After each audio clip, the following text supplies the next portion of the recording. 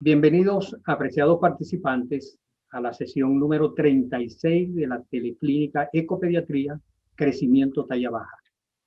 Este es un programa de educación médica continua que se desarrolla desde la Facultad de Medicina los primeros viernes hábiles de cada mes, dedicado a tratar problemas pediátricos. En nombre del equipo que organiza este programa, le habla Jesús Velázquez, médico pediatra, quien tiene sumo placer en saludarlos cordialmente. Como ustedes saben, dado el interés que ha despertado la pandemia COVID-19 en el mundo, hemos estado últimamente compartiendo conocimientos con expertos nacionales e internacionales sobre aspectos relevantes de los efectos de esta pandemia en niños, niñas y adolescentes. En esta oportunidad, hemos considerado actualizar lo concerniente al tema malnutrición en la infancia en situaciones de emergencia. Y es que, como se sabe, en situaciones de pandemia, desastre y en líneas generales, en situaciones críticas o de emergencia, uno de los mayores impactos recae en el aspecto de la seguridad alimentaria y la nutrición de la población. Sin duda, en este contexto, la mayor vulnerabilidad siempre recae en los niños, en especial en aquellos países como Venezuela, donde por otras circunstancias ya la población viene padeciendo limitaciones en la adquisición de alimentos y crisis en los servicios públicos. Es así que tanto la FAO como la OPS, la WFP y UNICEF pronostican que las metas de la Agenda 2030 del Desarrollo Sostenible relacionados con la seguridad alimentaria y la nutrición no podrán alcanzarse mientras en algunos territorios de América Latina y el Caribe sigan viviendo poblaciones con niveles de malnutrición que como mínimo duplican los promedios nacionales. Señalan estas organizaciones además que en los territorios históricamente rezagados es apremiante generar una nueva agenda de instrumentos públicos que atiendan a las características de las comunidades que los habitan. Pues bien, a fin de llamar la atención sobre estos aspectos, hemos logrado reunir a reconocidos expertos en la materia, quienes iremos presentando en el momento de su intervención y con los que compartiremos conocimiento sobre este tema. Es necesario informar además que todos ellos tienen el aval de las organizaciones a las cuales están vinculados. Como siempre, quiero recordar que después de la presentación de los ponentes, habrá una ronda de preguntas para lo cual pueden hacerlas a través del chat de YouTube. E igualmente, esta transmisión se está grabando, de manera que a más tardar en los próximos 4 días será colocada en el canal de YouTube de SOS Telemedicina, donde podrán volver a ver y oír las intervenciones. Voy a dejar, pues, en la palabra a nuestra primera invitada, la doctora Ingrid Candela. Ella es nutricionista egresada de la Universidad Central de Venezuela, con maestría y doctorado en nutrición en la Universidad Simón Bolívar. Se desempeña como docente e investigadora en el Centro de Estudios del Desarrollo de la Universidad Central de Venezuela y es asesora de proyectos de interés social con el Grupo Social CESAP, Centro al Servicio para la Acción Popular. La doctora Ingrid nos hablará en esta su primera intervención sobre panorama actual de la seguridad alimentaria y nutricional en Venezuela. Adelante, doctora Ingrid.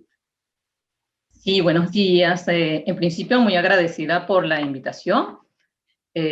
Para mí es muy grato compartir este espacio y sobre todo compartir un poco de la información que manejamos en Venezuela sobre la seguridad alimentaria.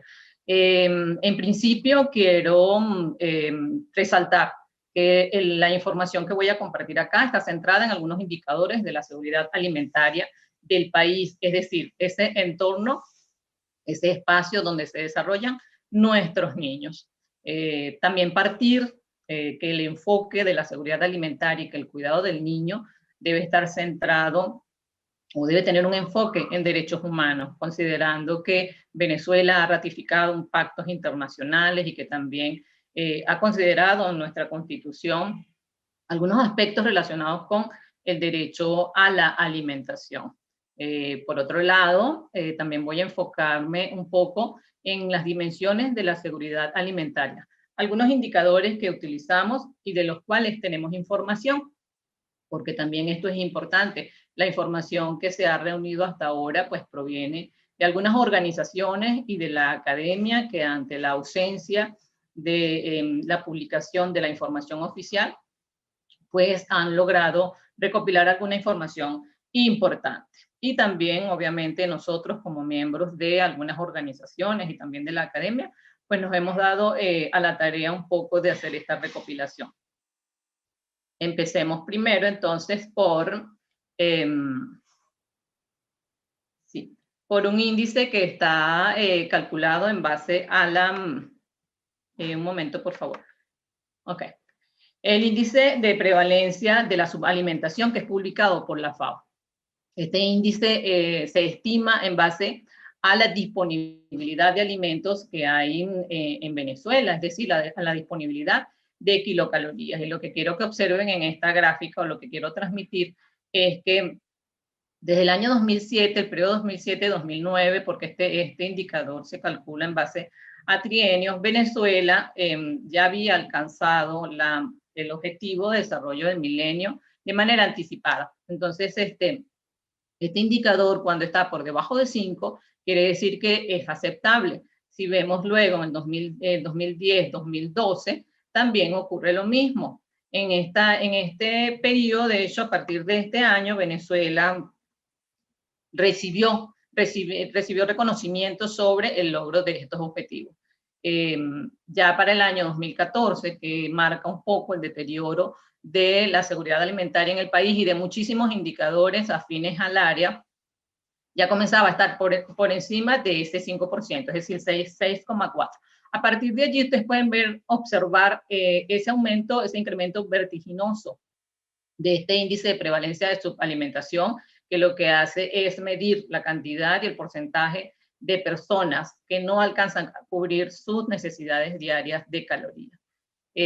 Para el año 2017-2019, ya el valor estaba en 31,4. Esto quiere decir que 1/3 de la población venezolana se encontraba en situación de hambre.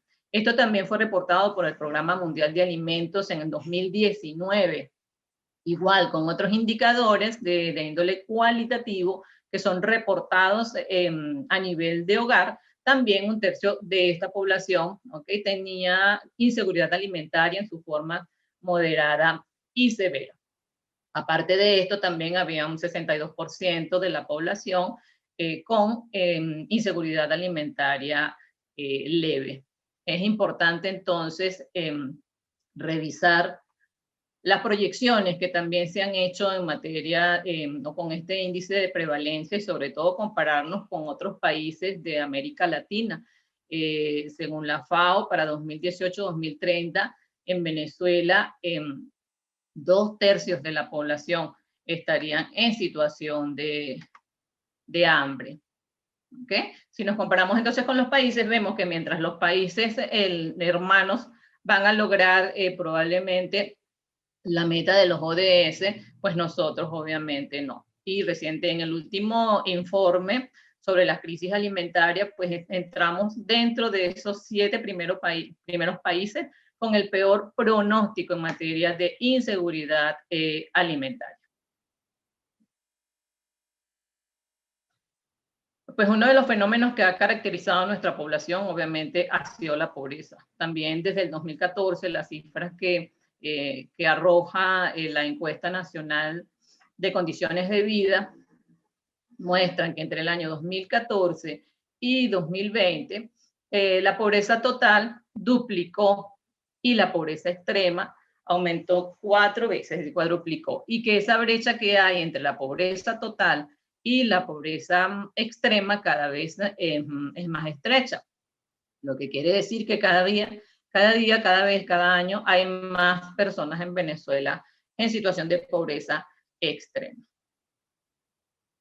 Y hablamos de pobreza porque para nosotros es importante el poder adquisitivo que tienen los hogares a la canasta alimentaria. Esta canasta alimentaria es la reportada por Senda, que sabemos que obviamente tiene limitaciones en cuanto a representatividad, y lo que quiero que observen acá y dejarles los datos de todo el año 2020, porque a veces es un poco complicado reunir todas las cifras, todos los valores sobre este indicador. Entonces, la canasta alimentaria se utiliza o se utilizaba para calcular el salario mínimo de un hogar, el mínimo con lo que un hogar debería contar para tener acceso a alimentos, y la otra canasta, que sería el doble del costo de esta, para tener acceso a otros servicios. Si podemos observar acá, tienen el costo en dólares y en bolívares. El incremento en bolívares lo van a ver que siempre ha tenido una tendencia ascendente, muy, muy acelerada, y que el precio en dólares ha variado dependiendo también de la variación del dólar. Los costos más altos pues se ubicaron entre febrero, marzo, y luego en diciembre vuelve a ser un repunte del costo de esta canasta. Igual la variación intermensual en enero de 2020 y en diciembre de 2020 presentó los valores más altos. Si vemos el poder adquisitivo del salario de una familia, para diciembre a diciembre era 0,5%, es decir, que en este momento el salario, el ingreso mínimo y digamos que otros ingresos que quizás pueda tener en los hogares a raíz o a través de bonos que transfiere el gobierno, pues no llegan más allá quizás de 1 o 2%. En materia de consumo de alimentos ya, entonces podemos ver en las primeras 3 barras, los primeros 3 quintiles de la población, es decir, los más pobres se encontraban por debajo de los niveles mínimos necesarios para la subsistencia. Esto es adquisición de alimentos, es decir, la cantidad de calorías que adquiere un hogar. Entonces, si vemos el cuartil 3 en 89,6%, muy cercano a ese nivel mínimo establecido, que es de 2.000 kilocalorías. Y si lo comparamos con el nivel, con los requerimientos, con la necesidad de calorías de los venezolanos, que es de 2.200, pues obviamente vamos a estar o están por debajo de esta línea. Los más afectados siguen siendo los del quintil 1 y los del quintil 2. Esto es importante porque hay un indicador que en Venezuela no se publicaba desde el siglo pasado, que es la encuesta nacional de consumo y el consumo real, que también ya venía presentando esta tendencia entre 2013 y 2015. O sea, la diferencia era significativa.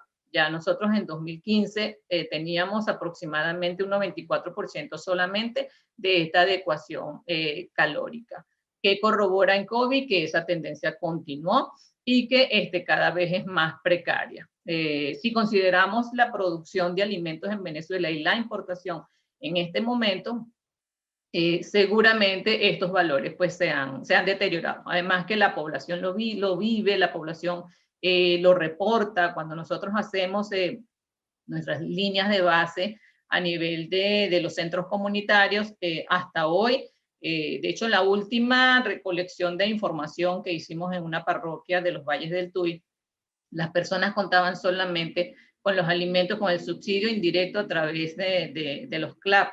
Y esto obviamente es muy doloroso porque esta canasta, digamos que en los últimos reportes han mostrado que solamente alcanza para una semana quizás. Y si consideramos la frecuencia con la que se está recibiendo esta caja o esta bolsa o este grupo de alimentos, pues vamos a ver que en la mayor parte, en promedio, es aproximadamente de 1 mes y medio. Es decir, que el resto de la semana nuestra población queda en situación de hambre.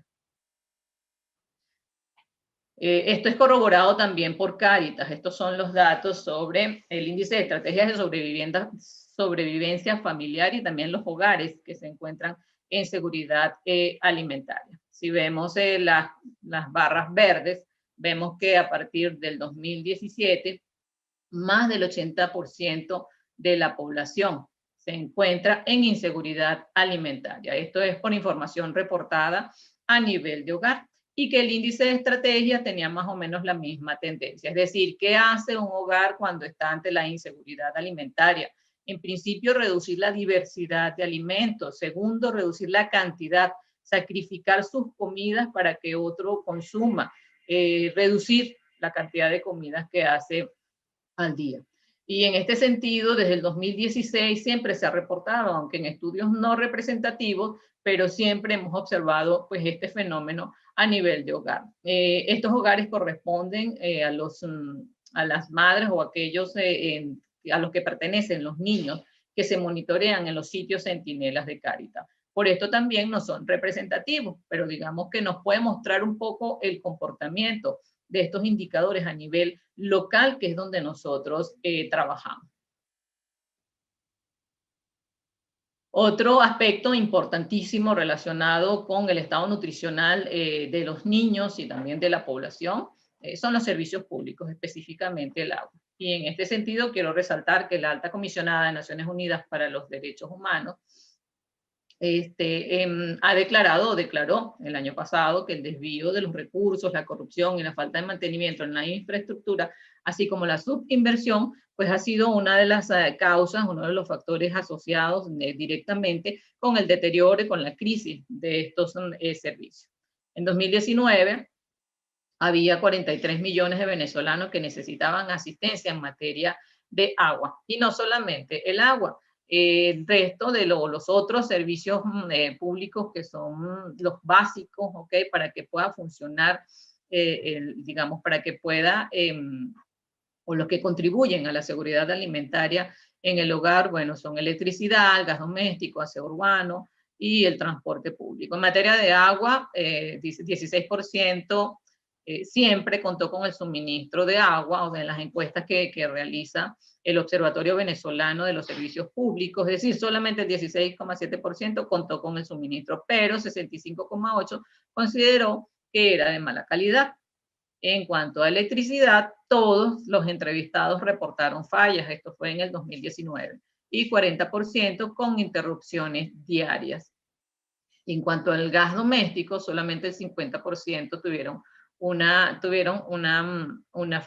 frecuencia, ¿okay?, en el acceso a este servicio. En materia de aseo urbano, 65,3% tenía acceso, pero el 12,2% recibía el servicio diariamente. ¿Okay? Y en materia de transporte, pues en la mayoría de los estados del país, sobre todo cuando uno da una mirada a parroquias o a zonas semirurales, estamos viendo que los ciudadanos se trasladan a pie. Aún en las ciudades, ¿okay?, en las zonas urbanas de nuestro estado, ya sabemos que por la crisis de transporte, por la crisis de gasolina, la escasez de gasolina y también el alto costo de esta, pues muchos ciudadanos se han tenido que quedar en casa, ya no solamente por las restricciones por COVID, sino porque definitivamente no tenemos acceso a gasolina y no tenemos acceso a transporte. En el caso de las personas más desprotegidas, pues esto es más grave y impacta directamente la seguridad alimentaria, o sea, no solamente a nivel del hogar, sino a nivel de producción. El año pasado, los reportes, una investigación hemerográfica que pude hacer, pues los reportes en la prensa era que muchos alimentos, ¿okay?, que se habían producido, pues se quedaron en el lugar de la cosecha o simplemente tuvieron que donarlos, ¿okay?, o simplemente se deterioraron porque no pudieron llegar a la industria o no pudieron llegar al mercado. Las consecuencias de todo esto que he mencionado, de estos pocos indicadores, pues es obviamente la desnutrición infantil y específicamente aquella que se desarrolla o que se instala de manera temprana. Estos son los datos reportados por Cáritas del 2016 hasta julio del 2020. Como vemos, siempre los valores estuvieron por encima, ¿okay?, del nivel establecido internacionalmente, que es 10%, o sea, es decir, por encima del 10% ya nosotros podemos considerar que esta proporción de niños con desnutrición, ¿okay?, nos refleja una crisis, y por encima de 15 refleja una emergencia. Esto solamente en materia nutricional, con este indicador. Entonces, el único trimestre en el que se reportó un valor por debajo del 10% fue en octubre y diciembre, y también a principios de cuando comenzó a instalarse estos sitios centinelas en la comunidad, de 8,9%. De resto, todos han estado por encima del 10%, y esto siempre ha sido reportado por Cáritas. Si nosotros sumamos la vulnerabilidad total, es decir, la desnutrición aguda, y el riesgo de estos niños, fíjense que vamos a estar por encima del 20%, ¿ok? Hasta 43% en el trimestre enero-marzo. Esto es importante porque a veces cuando intervenimos con programas, con proyectos, dejamos de lado a los niños que tienen riesgo de desnutrición. Y dejarlos, no atenderlos a ellos, ¿ok?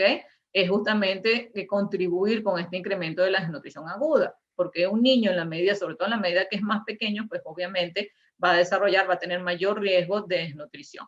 Entonces creo que este es uno de los aspectos a los que debemos darle una mirada, cómo abordar de manera amplia la desnutrición, ¿ok? En los niños. Y vamos a hablar de malnutrición, ya no solamente de desnutrición, la malnutrición en estos niños que estamos atendiendo. Si vemos las mamás de los niños, porque es que en el entorno en el que se desarrolla el niño, no solamente vemos país, comunidad, hogar, sino que miramos a la mamá. Nosotros somos muy insistentes en todo el papel que debe jugar la mamá en el cuidado del niño, y uno de esos es la lactancia materna. Entonces, cómo la mamá puede o debe cuidar al niño, ¿ok? Pero nosotros antes debemos mirar también en qué situación se encuentra la mujer. ¿Okay? Yo últimamente he llevado esta bandera de la mamá lactante, sobre todo, porque estamos transmitiéndole ese mensaje de mantener la lactancia materna exclusiva, la lactancia materna prolongada hasta los 2 años y alimentación complementaria. Y resulta que esta mamá se encuentra en este entorno que acabo de describir, ¿ok? Un hogar donde hay inseguridad alimentaria y donde ella se sacrifica para que el niño consuma más alimentos. Una mamá que también está desnutrida. Entonces, esto lo veníamos observando también en algunos reportes que hacían las organizaciones, ¿okay? Tanto mamá como papá y los hogares siempre se sacrifican para favorecer al niño, pero en el caso de la mamá, entonces vemos cómo los reportes de Cáritas, ¿ok? Desde el 2018 vienen reportando que la mamá embarazada, sobre todo, pues sufre de desnutrición. De hecho, fíjense el último valor, que es de 41%, y esto sigue siendo significativo, muy importante, y lo que nos está es haciendo un llamado a cuidar más a la mamá para que ese niño también esté bien. En nuestro caso, el Grupo Social CESAP, que es la organización a la que acompaño, pues también hemos registrado ya en mamás que están en periodo de lactancia 30% de déficit. Yo junté algunos indicadores que están relacionados con seguridad alimentaria, con servicios públicos, con desnutrición infantil aguda, crónica, para detectar un poco en dónde está el mayor riesgo. Y al igual que otras organizaciones que han reportado, sabemos que la región zuliana y la región sur siempre son las más afectadas, pero aquí y que también venía siendo advertido por los resultados de la encuesta nacional de consumo de alimentos, que la región llanera sorpresivamente es la más afectada, es decir, todos los estados de la región llanera están siendo afectados, son prioritarios a la hora de diseñar atenciones. Además de esto, la región oriental, Monagas y Sucre, la región andina también con 2 estados, y la región centro-occidental. Entonces, fíjense ustedes que a diferencia de años anteriores aparecen nuevos estados con esta vulnerabilidad. Sería interesante saber los factores, identificar los factores que están afectando la seguridad alimentaria y en los que está incrementando la desnutrición infantil. Es importante también mencionar que Cáritas ha reportado también valores sorprendentemente altos en algunos estados, sobre todo aquellos donde hay mayor población en vulnerabilidad. Ok, ante esto es importante ver las políticas públicas con las que contamos en Venezuela, sobre todo pues centrándonos en los objetivos estratégicos del Plan de la Patria, tanto antes del 2019 como el 2019-25. En principio se le da importancia a la lactancia materna exclusiva y prolongada, y en este sentido en el año 19 pues se reportan grandes logros a nivel de lactancia materna exclusiva, y bueno, todavía algunos retos en cuanto perdón, a lactancia materna prolongada y también en alimentación prolongada. Entonces parece que las estrategias que están implementando las instituciones públicas en esta materia pues están más orientadas a cuidar al niño en esa etapa, lo cual pues es muy bueno. Por otra parte, los objetivos estratégicos también están orientados a proveer o a favorecer la alimentación saludable para niños menores de 8 años, no solamente a nivel de hogar, sino también a nivel escolar. En este sentido, pues hemos visto los reportes sobre el deterioro del PAE en los colegios y que en materia, sobre todo cuando comenzó la pandemia, pues nada, comenzó a funcionar ya con comida, entrega de comida caliente, pero los reportes que existen sobre esto y ya no oficiales es que simplemente viene deteriorándose al igual que otros indicadores, que otros programas. Los reportes en la prensa, ¿ok? Pues dan fe de qué alimentos se están entregando, qué opina la gente, por qué protesta la gente en materia de seguridad alimentaria y a nivel escolar, pues nada. El menú que se estaba ofreciendo, de hecho el año pasado, era simplemente, estaba constituido por 2 rubros, los cereales y los granos, es decir, arroz y granos, de caraota o frijol. También hay objetivos estratégicos orientados a la alimentación saludable para la madre durante el embarazo y la lactancia, y esto a través de casas de alimentación y otros comedores populares, y también con la entrega de un alimento fortificado, en este caso la nutrichicha o un nutricereal. Reportes sobre esto, pues reportes oficiales tampoco hay, pero más o menos es lo mismo, sí. Son estrategias que comienzan a implementarse, que no tienen monitoreo y mucho menos evaluación. El año pasado las casas de alimentación se reactivaron, ¿okay? En conjunto con Pedeval, en conjunto con Mercal, pero todavía no hay resultados contundentes al respecto. Bueno, el programa sobre asistencia alimentaria en el sistema educativo, sistema productivo con la alimentación escolar, pero ya hemos visto que el año pasado no se cumplió, ¿okay? Las metas en materia de producción alimentaria, y esto obviamente pues ha afectado la disponibilidad de alimentos a nivel local y también a nivel nacional. La otra estrategia está orientada a la prevención y control de la carencia de micronutrientes, y en este sentido, pues obviamente hay mayor demanda por parte de la población, hay mayor demanda de articulación y de calidad en las estrategias que se requiera implementar. En esta materia no hay, a nivel nacional, no hay un diagnóstico sobre la deficiencia de micronutrientes, específicamente la vitamina A, el hierro, el ácido fólico, que ya comenzaba, nosotros en los años 90 ya habíamos comenzado pues a hacer seguimiento en esta materia, porque la anemia en Venezuela para ese entonces era mayor por deficiencia de ácido fólico que por deficiencia de hierro. Este objetivo estratégico se piensa lograr a través del alimento fortificado que ya todos conocemos, nutrichicha, y quizás el enriquecimiento de otros cereales en esta materia, pues tampoco hay avances. Ya, bueno, para ir cerrando un poco esta sesión, lo primero es resaltar, y siempre va a ser nuestra conclusión número 1, lo que siempre vamos a visibilizar es que no existen datos oficiales que nos permitan hacer un diagnóstico, que nos permitan evaluar la situación de la seguridad alimentaria y nutricional en Venezuela.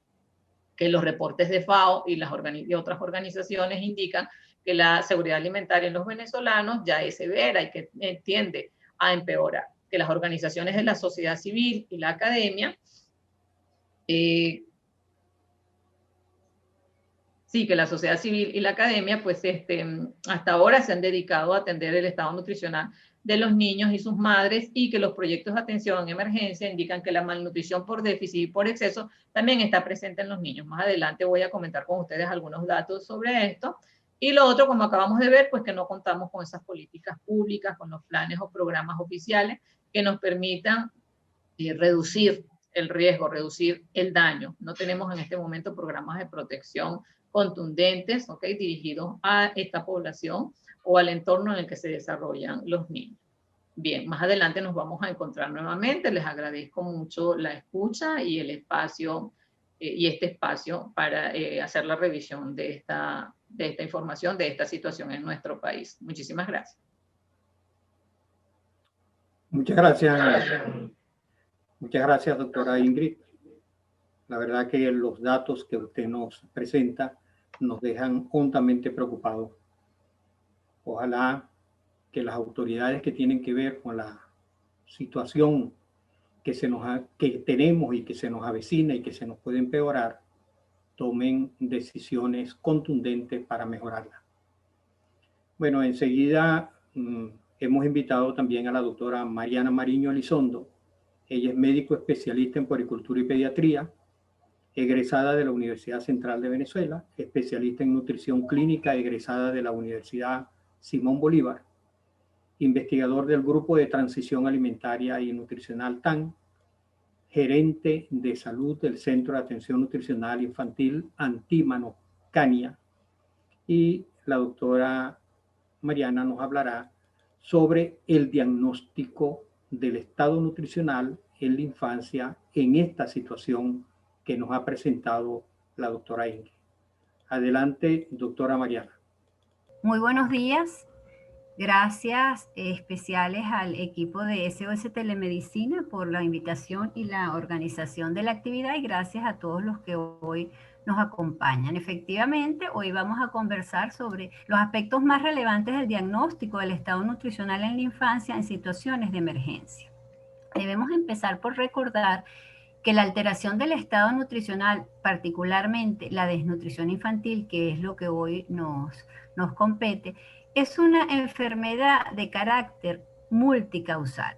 Es por eso que cualquier aproximación que hagamos a evaluar el estado nutricional debe proveernos una mirada que nos aporte no solo la información de los aspectos biomédicos, sino también incluir aspectos dietéticos y psicosociales de este fenómeno, con una mirada que además de el niño se extienda hacia su madre, familia y comunidad.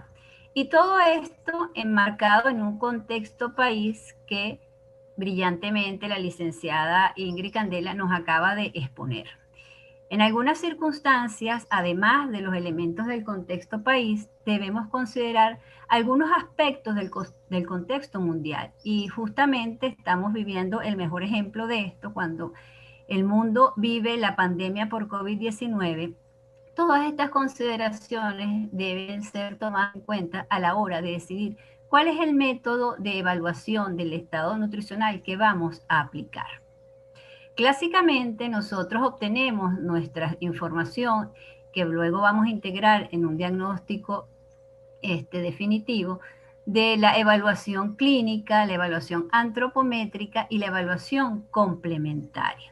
Estas tres evaluaciones no compiten entre sí, se complementan, obviamente, y vamos a señalar, aquí no pretendo hacer un detalle pormenorizado de lo que compone cada una de estas evaluaciones, pero sí aspectos muy resaltantes que no debemos dejar de pasar independientemente del nivel de actuación en donde nos estemos moviendo. En la evaluación clínica tenemos la entrevista, el examen físico y más recientemente se ha incorporado la prueba del apetito como un elemento muy importante dentro de este aspecto clínico, ya que nos va a indicar pautas de intervención. En la entrevista, como dijimos, la información debe ser recabada de nuestro paciente, en este caso del niño, de su madre, de las alteraciones de los aspectos económicos y socioambientales. Como decía la licenciada Ingrid, nuestra mirada no puede quedarse en nuestro paciente solamente. Nuestro paciente, en este caso el niño o un adolescente, esa mirada tiene que extenderse a aspectos importantes de la familia, de la madre, la alimentación de esta mamá, el estado de salud de la mamá. Recibe suplementación esta madre que está practicando lactancia materna exclusiva. Todos esos aspectos tenemos que mirarnos. En el examen físico es muy importante poner en evidencia todos los que son los signos de desnutrición en los distintos órganos y sistemas, y es básico identificar y tipificar el edema nutricional. Los aspectos de desarrollo es otro punto que no debemos dejar de mirar, tanto a nivel de la entrevista como del examen físico. Sabemos que la afectación psicomotora y emocional de la desnutrición infantil se hace presente desde muy tempranas etapas y es algo que no se nos puede quedar por fuera. En la evaluación antropométrica vamos a tener una cantidad importante de indicadores antropométricos, tanto los tradicionales de dimensión como el peso, la talla, las circunferencias, el indicador, el índice de masa corporal, pliegues y las áreas para ver composición corporal. Y en la evaluación complementaria, nosotros apoyándonos en resultados de laboratorio y estudios de imagen de radiodiagnóstico, podemos tener otra serie de elementos que van a completar ese diagnóstico integral al que estamos apuntando. La complejidad, la amplitud, la extensión de la metodología que vamos a utilizar para evaluar el estado nutricional va a depender básicamente del nivel de atención en el que nos estemos moviendo. Vamos a revisar aquí en esta lámina simplemente una pequeña parte de lo que sería esos elementos del diagnóstico integral y podemos tener como resultado, ¿verdad?, que el estado nutricional es adecuado, no hay alteración, o que hay un riesgo de alteración del estado nutricional y ahí tenemos que identificar si se trata de un riesgo por exceso o por déficit, o que efectivamente hay una alteración del estado nutricional, en este caso, el día que estamos revisando el día de hoy, por déficit, y precisar si estamos ante un riesgo de desnutrición, lo que decía Ingrid, que a veces la mirada se nos va a la desnutrición aguda y se nos olvidan que tenemos 4 categorías importantes de déficit del estado nutricional. Entonces, identificar si estamos ante un riesgo o efectivamente es una desnutrición aguda, es una desnutrición crónica. Hay gran preocupación en el sector nacional por el rezago en talla que están teniendo las poblaciones evaluadas. Y por último, estamos ante un déficit de micronutrientes que igual es un diagnóstico de déficit del estado nutricional.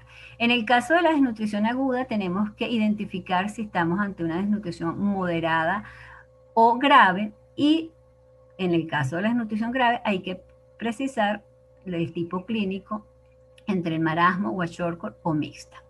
Además de todo esto, la evaluación nos tiene que identificar la presencia o no de las complicaciones. Esto en el marco de la emergencia es muy, de la evaluación en situaciones de emergencia es muy importante, porque la presencia o no de complicaciones nos va a dictar los pasos a seguir en la intervención, como veremos en la próxima conferencia. Esto que he dibujado aquí es simplemente un pedazo de esa evaluación, porque recuerden que tenemos, igual que lo hacemos con el estado nutricional, tenemos que ver la evaluación del desarrollo, de la maduración y del crecimiento. O sea que esto es bastante extenso, bastante complejo, pero las adaptaciones las vamos a hacer de acuerdo a nuestro nivel de atención. Estemos trabajando en atención primaria, secundaria, terciaria, o estemos haciendo atención comunitaria y un nivel más reducido, que sería la atención en el hogar, que en situaciones de emergencia es una de las alternativas que se ha propuesto. Les decía entonces que el nivel de atención es importante, pero también es importante las alteraciones del contexto. Entonces podemos identificar que en un escenario de no emergencia, digamos, habitual antes de hace mucho tiempo, nuestro escenario de no emergencia, nosotros podríamos hacer una evaluación del crecimiento, la maduración y el estado nutricional siguiendo una metodología extensa y clásica de la cual existen muchas publicaciones. En un contexto de emergencia, pues los protocolos que guían nuestras acciones están más enmarcados en los protocolos de atención del desnutrido grave, los protocolos de atención conjunta de la desnutrición aguda, donde siempre persisten los elementos de la entrevista, porque es aquí donde pudiéramos estar detectando situaciones de riesgo no alertadas en los otros indicadores. Nos vamos a quedar con 3 indicadores que tienen carácter de independencia, que son el peso para la talla, pero expresado en desviaciones estándar, la circunferencia media del brazo con valores puntuales, la presencia del edema nutricional y el resultado de la prueba del apetito. En un contexto de emergencia más pandemia por COVID, entonces aquí hay un elemento importante a tomar en cuenta para hacer las adaptaciones. ¿Contamos con suficientes equipos de protección personal y de calidad o no los tenemos? Eso va a determinar la elección de la metodología que vamos a utilizar para hacer el diagnóstico. El peso para la talla, si tenemos suficientes equipos de protección, pudiéramos utilizando, pero siguiendo las recomendaciones de utilizar para el peso la balanza digital. Todo esto con el objetivo de minimizar en lo posible esa interacción entre el medidor y el paciente para disminuir los riesgos de contagio. Todo esto en el protocolo simplificado, cumpliendo estrictamente, ¿verdad?, todas las medidas de bioseguridad. La circunferencia media de brazo también se puede seguir utilizando en este contexto, por supuesto, la identificación del edema. En un escenario donde no contemos con los equipos de protección, pues lo mínimo que se debe hacer es la circunferencia media del brazo en términos del indicador de antropométrico, siempre identificar la presencia de edema y aquí este escenario puede ser tan reducido que se traslada al hogar, es decir, le damos a la madre la responsabilidad de ser ella la que a través de un entrenamiento para medir la circunferencia media del brazo, sea la que esté en el hogar haciendo diagnóstico precoz, la intervención y el seguimiento, por supuesto siempre de la mano y supervisado con un equipo de atención comunitaria o de un centro de salud. Revisemos algunas características de estas adaptaciones donde ganamos en algunas cosas y nos preocupamos un poco por otras. En el caso de la atención en el hogar de esta mamá que va a estar haciendo el seguimiento y el diagnóstico en el hogar, pues tenemos la ventaja de que no vamos a requerir no vamos a requerir equipos de protección personal ni de productos para hacer una desinfección de los mismos. Ella simplemente va a trabajar con una cinta métrica. No es necesario cumplir el distanciamiento físico y estos son cosas que son como ventajosas en relación a lo que sería la atención en la comunidad o en un centro de salud, especialmente en el contexto COVID.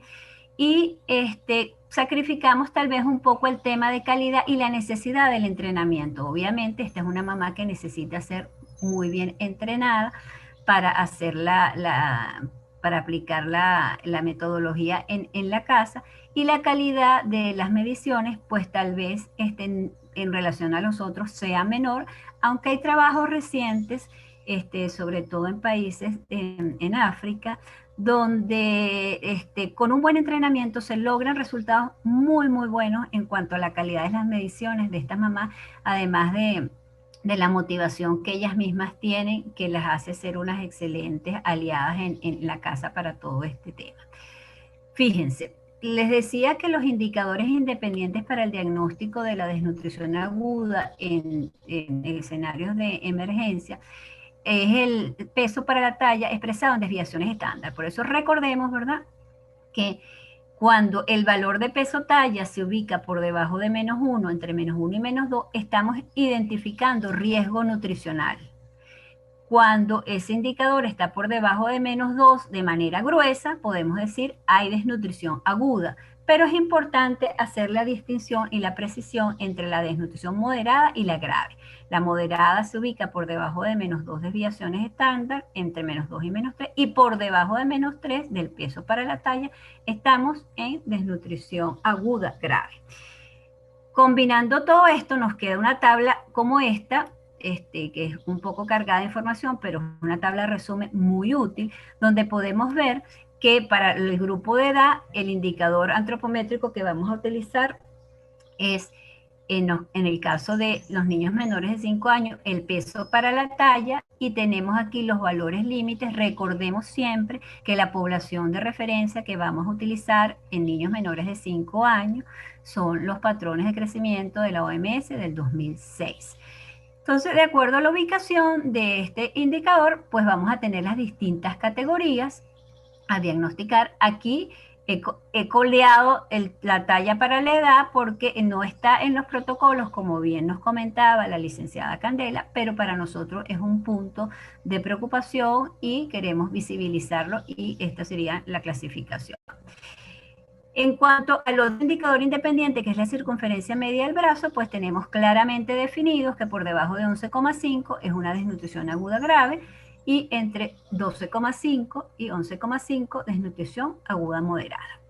Otra fuente de preocupación son los niñitos menores de 6 años, que en muchos de los manuales se dan todo lo que es la información para el manejo de la desnutrición aguda en niños entre 6 y 59 meses, entre 6 meses y 59 meses, y nos queda como por fuera a veces este grupo de edad. Entonces, ¿qué tenemos para este grupo de edad? Podemos igualmente hacer el peso para la talla, y lo hacemos de la misma manera, ¿verdad? Porque estos niñitos están aquí incluidos.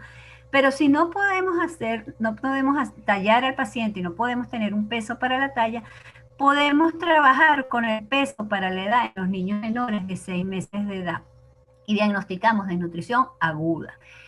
Para la circunferencia de estos niños no hay una indicación clara para diagnosticar desnutrición aguda, pero sí podemos diagnosticar riesgo de desnutrición utilizando estos valores límites que están señalados aquí. Bien. Quería tomarme unos minutitos para hablarles de esto, que yo sé que es una preocupación en muchos de los grupos que está trabajando ahorita en mediciones y en diagnóstico y en evaluaciones nutricionales. He mencionado que el peso para la talla y la circunferencia media del brazo son indicadores independientes, es decir, podemos hacer el diagnóstico de esta condición con cualquiera de ellos, además de la presencia de edema, que nos lo aportaría la evaluación clínica. Estos indicadores no identifican a la misma población, solamente en menos del 40% la población es identificada como un desnutrido, como con tener desnutrición aguda, por los dos indicadores a la vez es menos del 40%.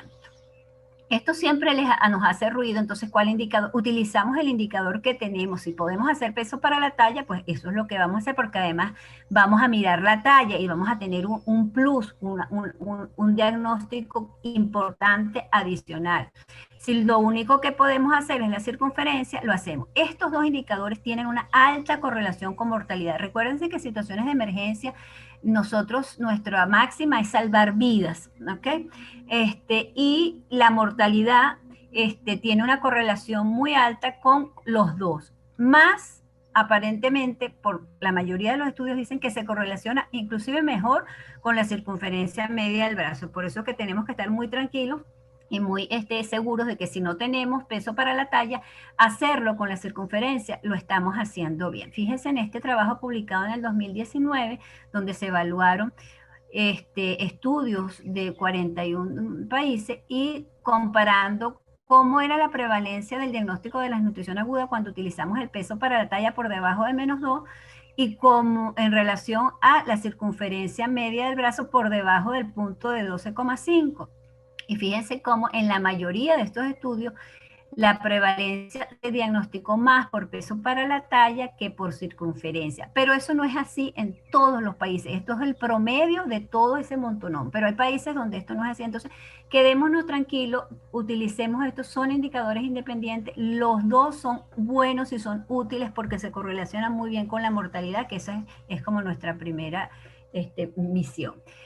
En resumen, nos quedamos con esto. En la desnutrición aguda en menores de 6 años, trabajo con el peso para la talla, puedo hacerlo con el peso para la edad, siempre presente de la presencia del edema nutricional. Y en este grupo de edad, la delgadez visible como otro elemento clínico lo podemos utilizar. Acuérdense de esto, ese niñito que se ve extremadamente delgado y no tenemos ni siquiera cómo medirlo, consideremos lo que puede ser un niño con una desnutrición aguda.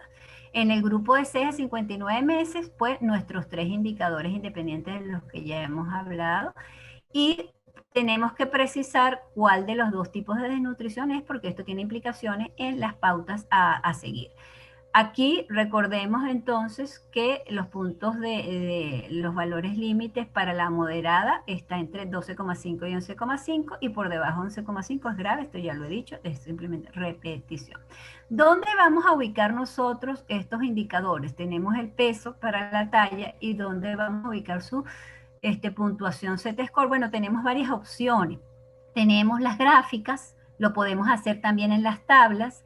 Tenemos las tablas simplificadas que usan la metodología del semáforo, donde el amarillo es riesgo de desnutrición aguda, esto es desnutrición aguda moderada, y por debajo de -3 el rojo oscuro es desnutrición aguda grave.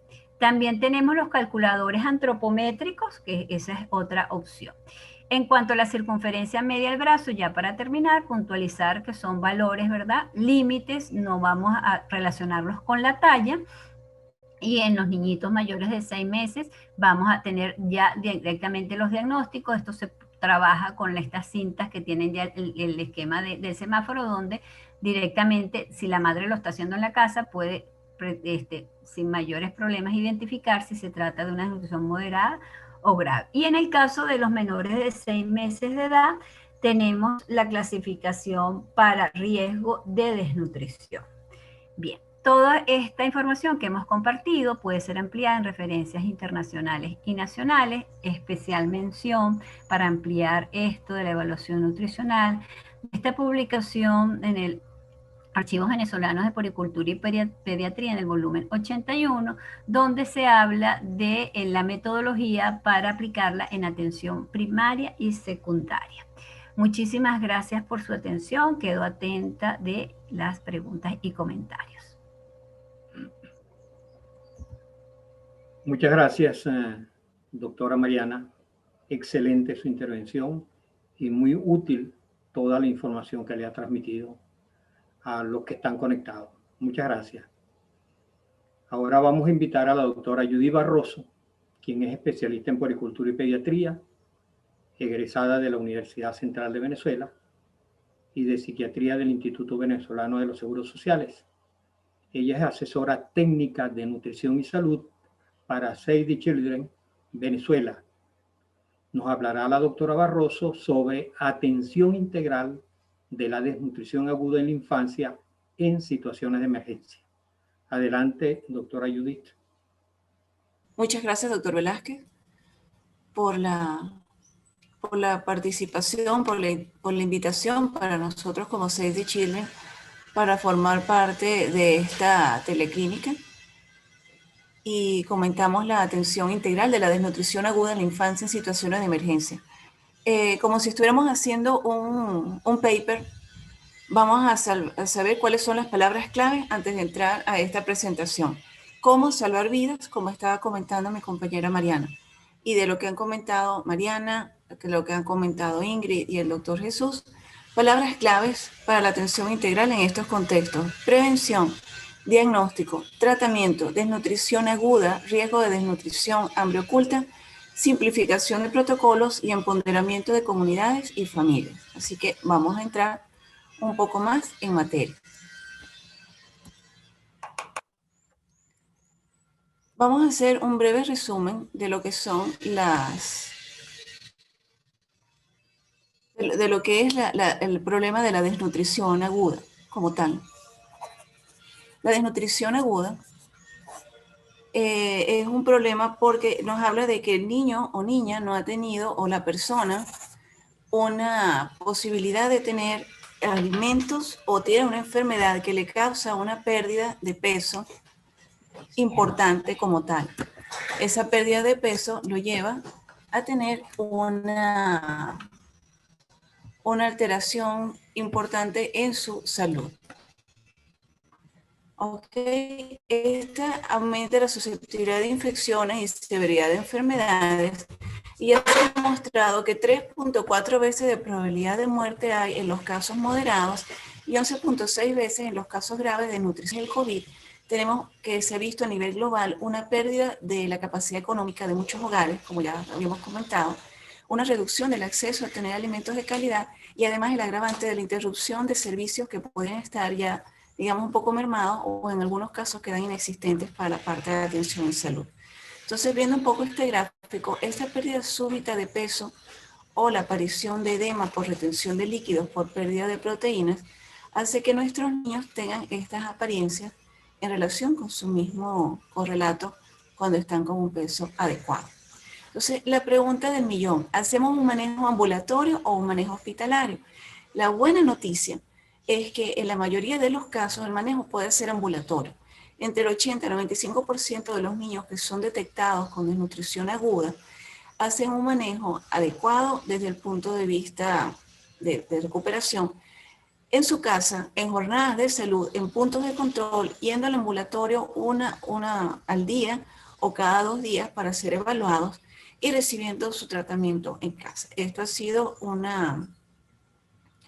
plus para poder hacer los manejos en situaciones de pandemia. No voy a retomar otra vez la parte de antropometría, sino retomar lo que decía Mariana. Usamos peso, talla, perímetro braquial o la presencia o no de edema. Los niños que me van a hacer complicaciones médicas son del 5 al 15% de los que vamos a tamizar. ¿Cuándo mandamos al niño o niña al hospital tipo 3 o tipo 4? Cuando invariablemente el diagnóstico nutricional, nuestro niño tenga complicación clínica, es decir, el niño no está comiendo, el niño tiene anorexia, hay una infección de las vías respiratorias inferiores, hay fiebre, diarrea severa o una deshidratación severa, el niño no está alerta, está muy somnoliento, no está tan activo como debería estar, o hay algún tipo de anemia severa.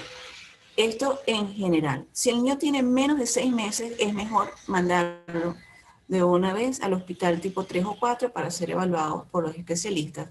Y si el niño tiene más de 6 meses, pero tiene menos de 4 kilos de peso o un perímetro braquial menor de 90 milímetros, también debe ser referido.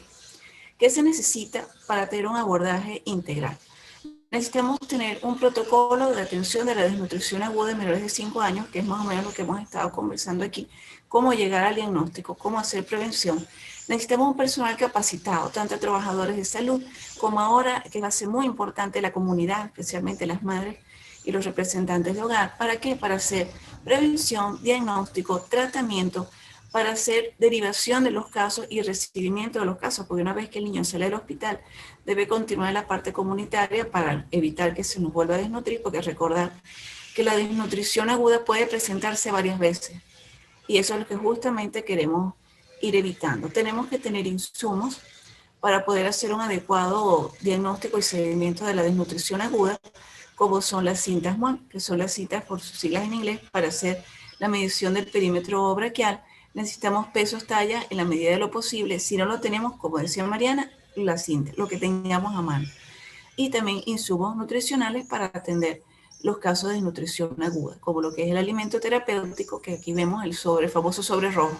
Uno usualmente, para simplificar las cosas, lo habla por colores. Tenemos sobre rojos, amarillos y naranjas, como el semáforo. ¿Ok? Vamos a ver más adelante qué cambios han habido. Y un sistema de referencia, como comentamos, y de reportes. En el contexto COVID particular, ¿qué más tenemos que tener pendiente? Ya lo habíamos comentado, pero hay que reforzarlo siempre. Ahora no vamos a hacer esas jornadas masivas y grandes que antes se hacían. Mientras tanto, con un solo acompañante, siempre en un área que sea muy bien ventilada, con poca gente. Tenemos que tener puntos para tener lavados de manos con agua y jabón, y si no es posible, gel antibacterial al 70% de alcohol o más, una higiene y una etiqueta respiratoria adecuada, y también el equipo de protección personal. Como mínimo tenemos que tener las mascarillas quirúrgicas. Si vamos a tocar o evaluar a un paciente, tenemos que tener guantes también. Y tenemos que tener protección de lentes o caretas si vamos a estar en un sitio cerrado, y batas de manga larga. ¿Ok?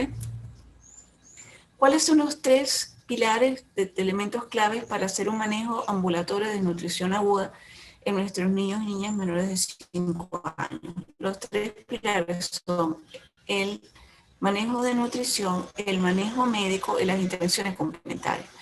El manejo de nutrición, el manejo de equipos, tenemos el médico general o el médico pediatra, el médico de familia y un nutricionista. Sea como sea, tenemos que hacer siempre énfasis en la parte nutricional, lactancia materna exclusiva a los menores de 6 meses y de mantenerla si son más de 6 meses.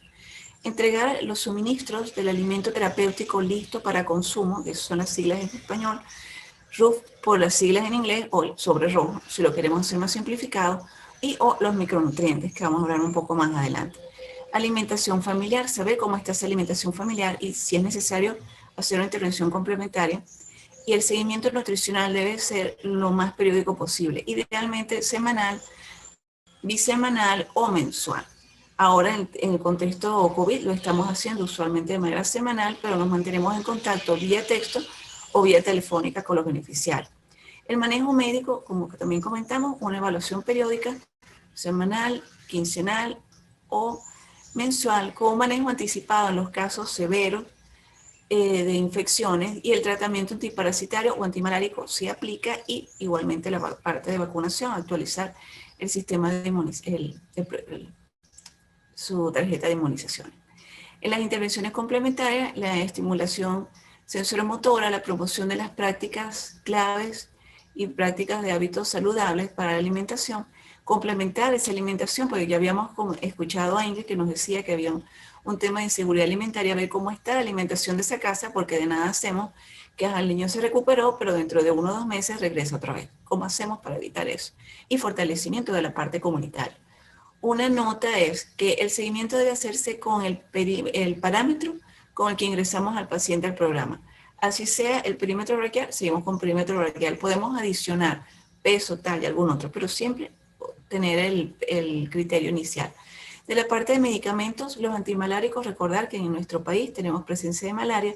Si el niño tiene una prueba positiva, se le entrega según los protocolos del Ministerio Popular para la Salud, y recordar que la primaquina en menores de 2 años no se indica.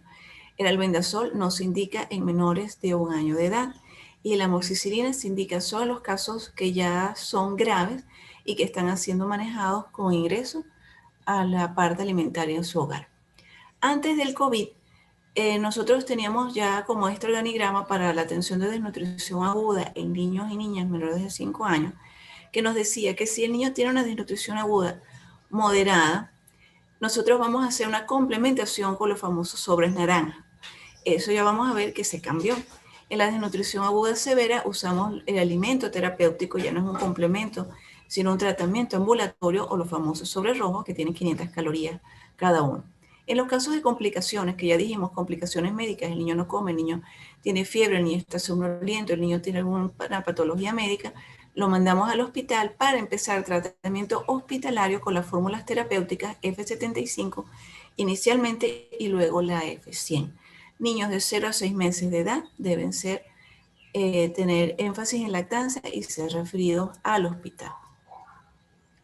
¿Qué ha cambiado en el contexto COVID y en esta pandemia? Hemos hecho un esquema simplificado del manejo nutricional ambulatorio.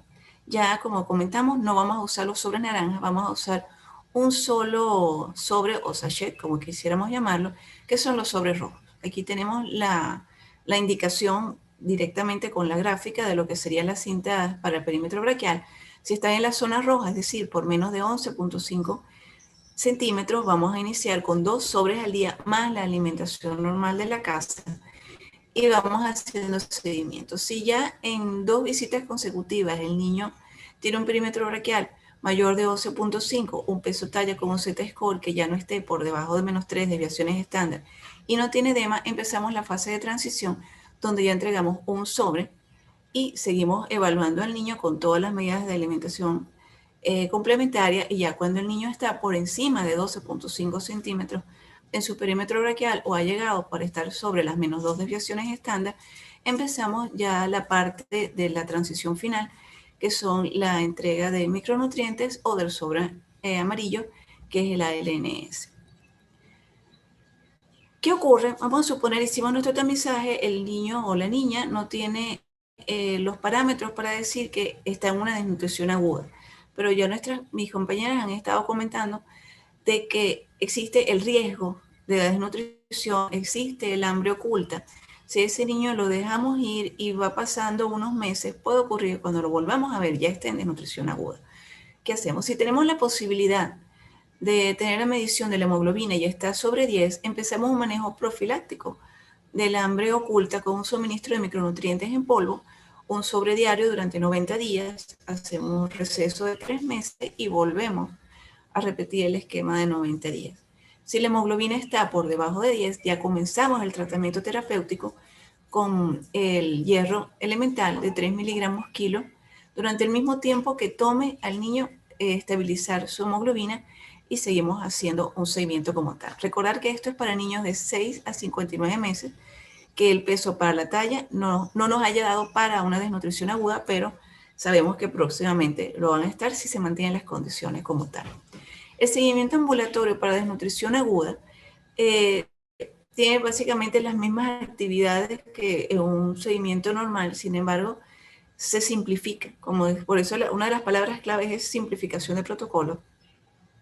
Seguimos cumpliendo, vemos si se ha cumplido el manejo, si ha tolerado los alimentos terapéuticos, si la familia ha podido hacer un cambio en su alimentación, cómo ha estado esas prácticas de alimentación familiar, si el niño ha tenido algún signo o síntoma en las 2 semanas antes de venir, muy especialmente la parte gastrointestinal, vómitos, diarrea, si ha tenido fiebre o algún síntoma respiratorio, son muy valiosos para saber, y la parte nerviosa, si el niño está, el sistema nervioso central, si el niño está consciente, si el niño está regresando a jugar o si por el contrario más bien está muy hipoactivo, si está comiendo, si hay edema o no.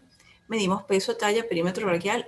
Recordemos el primero de los patrones de los que hicimos para que él entrara, siempre hay que medir. Los demás pueden ser, pero como una parte accesoria. La conducta a seguir, vamos a ajustar según las necesidades. El niño está en fase de transición, el niño tiene que mantener el tratamiento que tiene o el niño va para egreso. Y fortalecer siempre las capacidades en las prácticas a nivel familiar. Alertas, bueno, el niño no ha mejorado en los últimos seguimientos, en presencia de diarrea aguda, y la madre o el cuidador requiere un apoyo adicional. Por eso es que nutrición no va sola. A veces hay un apoyo adicional por seguridad alimentaria, a veces hay un apoyo que hay que hacer aparte por la parte de protección, y eso lo podemos tocar más adelante o en futuras sesiones. ¿Cuáles son los criterios de egreso? ¿Cómo sabemos ya que este niño ya está mejorado y está mejor? Bueno, después de 2 visitas consecutivas, el perímetro braquial está sobre los 12,5 centímetros, el peso talla ya está sobre las -2 desviaciones estándar, no hay edema y no hay complicación. ¿Qué ocurre si el niño o niña no tiene estos criterios? Aparecen complicaciones, hay una prueba de apetito negativa, el niño no está comiendo, no responde al tratamiento, sea porque apareció un edema, hay un edema persistente, no aumenta de peso o más bien está bajando de peso, hay que referirlo al hospital tipo 3 o 4, y si hay un abandono de tratamiento se considera que el niño también ha egresado. Sin embargo, como nuestra premisa es salvar vidas y cuidar a nuestros pacientes, aunque la inasistencia por 2 controles consecutivos es lo que está indicado ahorita, se recomienda que ya con una sola inasistencia se contacte a ver qué es lo que ha pasado con el niño o su familia. Cuando el niño se recupera, lo egresamos con una semana extra de sobres rojos y luego iniciamos la suplementación con los sobres amarillos, los LNS y los micronutrientes, y mantenemos. Entonces, las adaptaciones programáticas para el manejo de nutrición aguda en el contexto de emergencia nos ha hecho retomar o recapitular algunas de las prácticas. Antes del COVID, ¿cómo hacíamos? El tamizaje lo hacía el trabajador de la comunidad. Se hacían diferentes intervenciones con sobres naranjas, sobres amarillos, sobres rojos. Se daban las indicaciones según el peso que teníamos con el niño, según los protocolos vigentes, y lo veíamos una o cada 2 semanas. Los criterios de emisión eran perímetro braquial y o edema y o peso talla, y hacemos un tratamiento para los niños y niñas que tengan complicaciones, sin complicaciones, en un centro de salud. Ahora, con la parte de COVID, ¿hacia dónde vamos? Porque nosotros estamos hablando de COVID, pero podemos tener en algún momento alguna otra emergencia que nos haga aplicar estos protocolos simplificados. Y aquí, bueno, una de las primeras premisas es que empoderamos a la comunidad, a la madre, ya con la cinta MUAC, que vienen con la capacidad de ser impresas, con las indicaciones en caso de que se les olvide o necesiten un refrescamiento.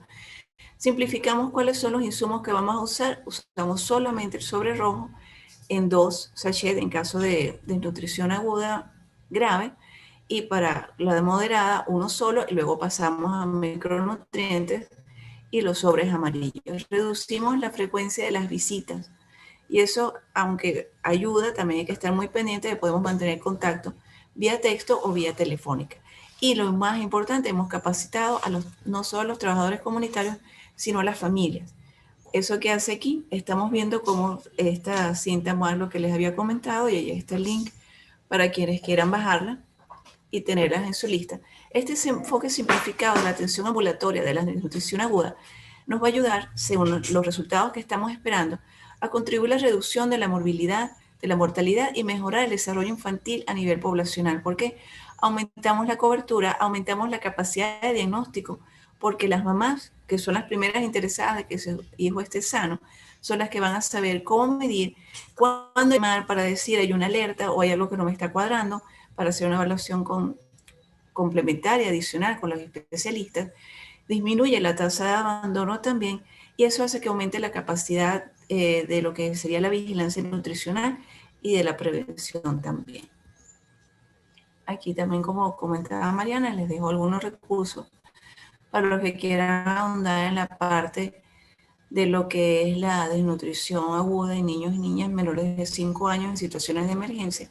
Algunos están en inglés, en traducción, pero les recomiendo, si tienen el tiempo, revisar la serie de los seminarios virtuales para América Latina y el Caribe del Clúster Global de Nutrición y UNICEF, que también están en el canal del Clúster Global, y ahí están también las direcciones.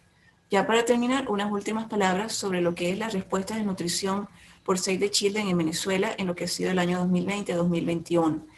Nosotros es muy importante la parte de nutrición en Save the Children y desarrollamos intervenciones que están destinadas para la parte de nutrición, especialmente los primeros 1000 días de vida, que es el periodo más crítico para tener un desarrollo adecuado, tanto para el niño como para su madre. Lo que habían comentado también mis compañeras, no solo el niño, sino la madre y la familia es lo que nos interesa. Entendemos que la pandemia de COVID ha sido un gran reto para el trabajo humanitario en Venezuela. Trabajamos en alianzas con socios locales para apoyar comedores, hacemos evaluaciones nutricionales comunitarias, promoción de buenas prácticas y estamos actualmente en 6 de los 24 estados de Venezuela apoyando a casi 9.000 niños y niñas menores de 5 años. Somos socios activos también del clúster de nutrición, igual que las organizaciones que representan a mis compañeras, donde sumamos esfuerzos técnicos para hacer prevención, diagnóstico y tratamiento adecuado y a tiempo en la parte nutricional.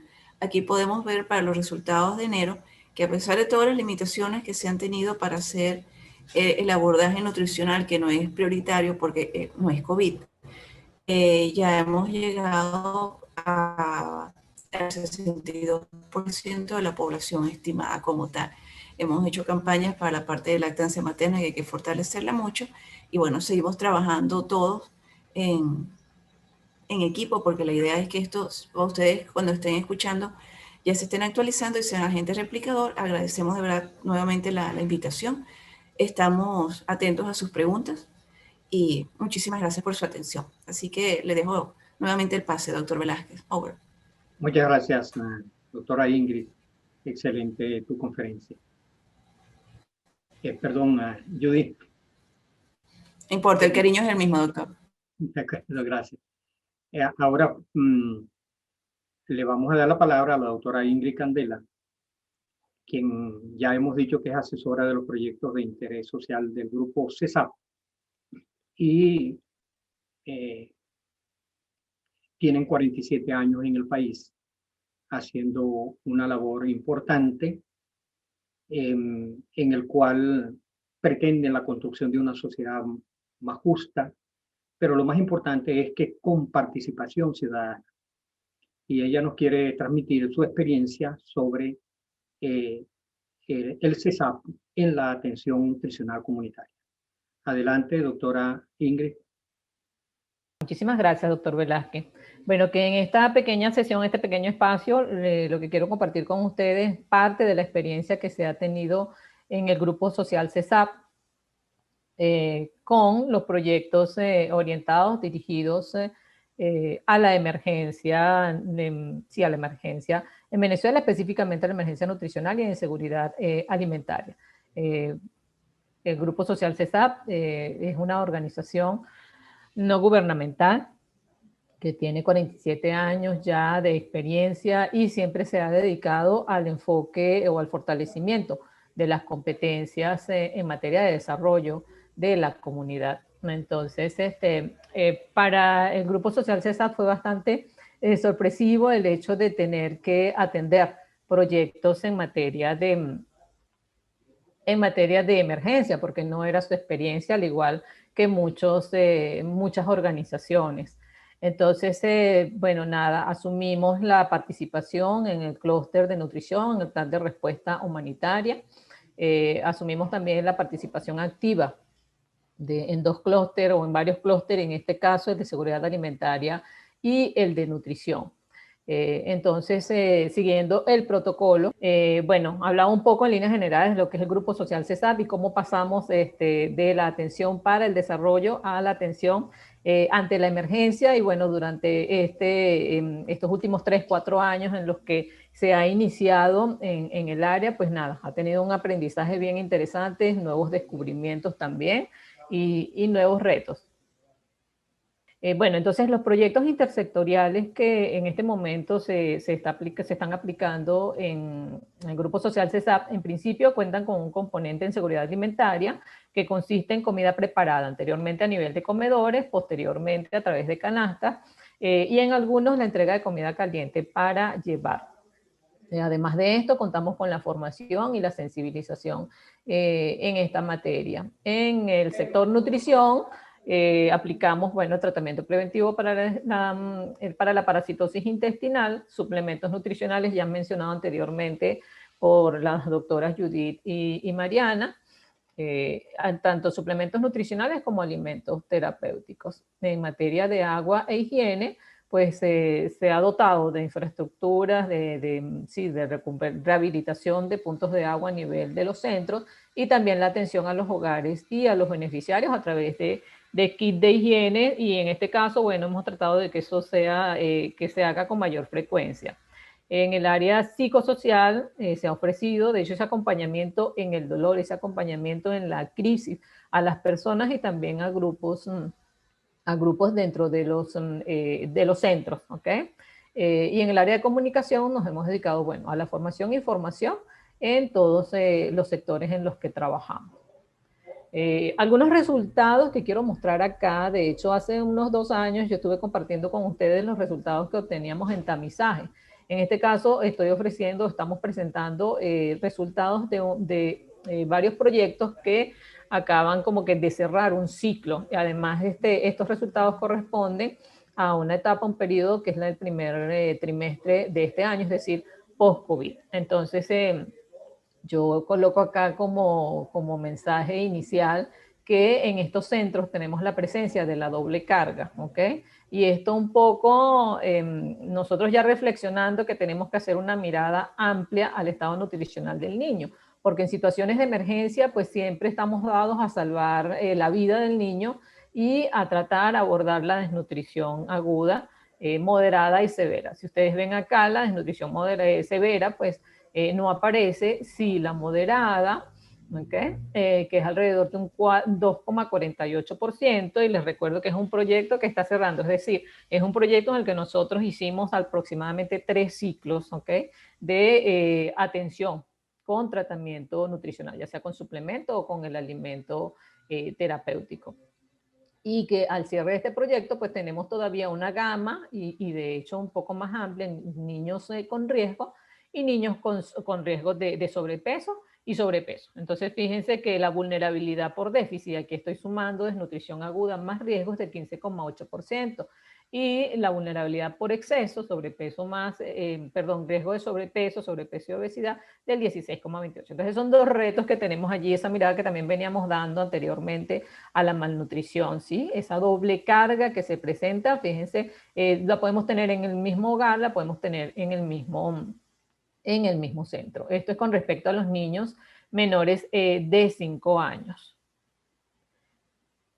Okay. Si vemos a los niños menores de 2 años, acá generalmente la proporción de desnutrición aguda siempre va a ser mayor. Cuando nosotros iniciamos los proyectos, digamos que la proporción de niños con desnutrición aguda, es decir, en los menores de 5 años, es aproximadamente de 6%. Esa es la experiencia que vivimos en años anteriores.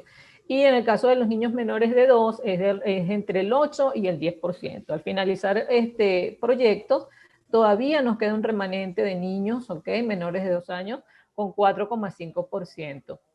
o un 4,5% de estos niños con desnutrición aguda. Seguimos igual, ¿ok? Teniendo esa doble carga, una proporción muy semejante en esa doble carga de niños que necesitamos atender.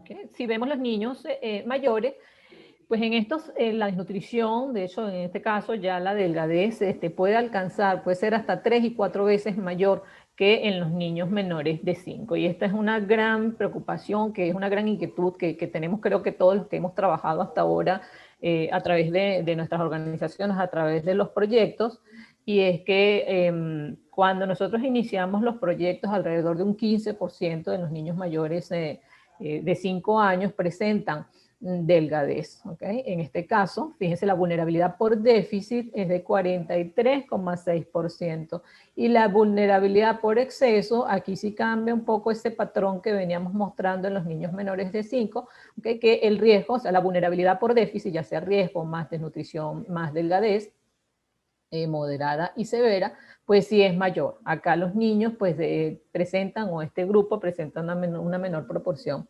de exceso, y es importante resaltarlo porque es la etapa, digamos, la etapa en la que el niño, la etapa prepuber o la etapa de la pubertad también, digamos que es el grupo que presenta mayor vulnerabilidad. Entonces es un grupo de niños que estamos dejando de atender, ¿okay? Con todas las herramientas necesarias para esto, y en las que pues necesitamos seguir haciendo énfasis, sobre todo con quienes nos acompañan en la ejecución de estos proyectos, con quienes nos acompañan en toda esta tarea que las organizaciones nacionales tienen, que es atender a la población, sí la más vulnerable, pero también aquella que está en camino. Entonces, digo esto porque a veces nosotros adaptamos nuestras estrategias a un presupuesto, a lo que está disponible, al protocolo que nos plantean, y bueno, ya nosotros de hecho tenemos un camino andado, quienes hemos trabajado en nutrición comunitaria,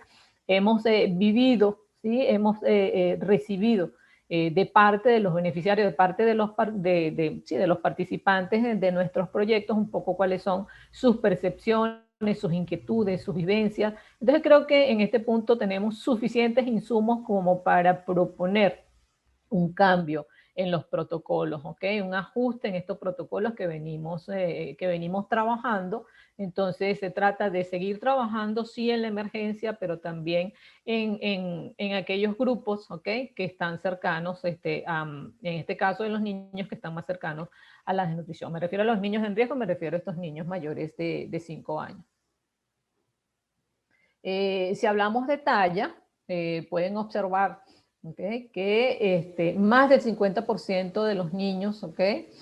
Presenta riesgo de talla baja, o tiene ya, vamos a hablar de vulnerabilidad, el riesgo más el retraso en talla. Si lo vemos en los niños menores de 2 años, ¿okay?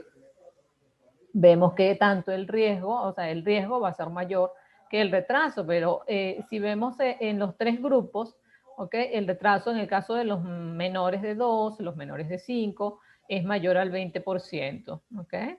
En el caso de los mayores de 5 es alrededor del 19%, es decir, que los niños menores tienen un mayor riesgo, ¿okay? Y presentan retraso de crecimiento. Y bueno, esto es importante o resaltar acá que este niño que está en vulnerabilidad, cuando nosotros tomamos el indicador de peso talla o circunferencia de brazo, es decir, cuando el niño tiene riesgo de desnutrición aguda, es probable que ya esté en camino de un retraso de talla. Y una vez que se instala el retraso del crecimiento, pues el niño está expuesto a otros riesgos de manera inmediata, en el mediano plazo y en el largo plazo también. Ya conocemos un poco cuál es el efecto de esta deficiencia en el desarrollo neurológico en cuanto a las habilidades cognitivas, el rendimiento escolar, la inserción del niño en el espacio social, y en el largo plazo de la instalación de enfermedades crónicas, y también la baja productividad de esta población en la edad adulta, lo que al final pues sigue aumentando la carga social de este grupo poblacional, la menor productividad a nivel país. En el caso de las madres, que también es otro, pues uno de las participantes importantes en nuestros proyectos, una de las personas que garantiza el bienestar de los niños, como mencionaba anteriormente, cuando nosotros iniciamos los proyectos, alrededor de un 30% de las mamás embarazadas en periodo de lactancia presentaban déficit nutricional, ¿ok? Al cierre de proyectos, fíjense cómo todavía continuamos teniendo una cantidad importante de mamás con bajo peso, 12,8%. Y también entonces aparece el fenómeno de la doble carga, ¿ok? Del exceso de peso. Ahora, con todo esto, sobre todo refiriéndome a la presencia de la doble carga, uno pensaría que quizás porque estamos ofreciendo atención alimentaria a esta población, quizás estemos nosotros promoviendo, ¿okay? O contribuyendo con este exceso que estamos notando en la población. Pero resulta que nosotros a través de comida servida ofrecemos o cubrimos solamente el 50% de las necesidades de la persona. Y si trabajamos con canasta, entonces estamos cubriendo alrededor del 60% de las necesidades calóricas del hogar. Además de esto, cuidamos muchísimo la diversidad. No nos centramos tanto en la canasta de emergencia que está dirigida a cubrir calorías, sino que también tratamos de agregar algo de proteína, ¿okay? Y en aquellos centros donde realmente existe capacidad técnica, existe la disponibilidad sobre todo de electrodomésticos para mantener la cadena fría, también ofrecemos proteína de origen animal y además de esto algunas frutas y vegetales, siempre que exista la posibilidad de hacerlo a nivel de centro.